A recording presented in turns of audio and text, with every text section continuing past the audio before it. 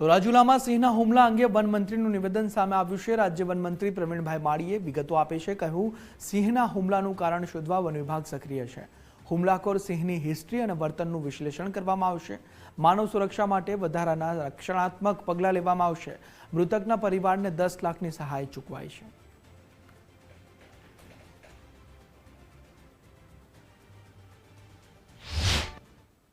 मानव हुमला जो सिंहों द्वारा के दीपड़ा द्वारा थाय बहुत दुखद होय छे अने एमां घणा परिवारोना व्यक्तिए स्वजन पण एमने गुमाव्या छे।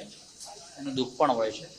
तो तुरंत फॉरेस्ट विभाग कोई भटकी गयुं होय, खावानी शोधमां निकळ्युं होय के एनुं आइडेंटिफाई करी अने लोकेशन ट्रेस करतुं होय छे अने एना अनुसंधाने ए शा माटे हुमला करे छे एनी तपास पण फॉरेस्ट विभाग करतुं होय छे।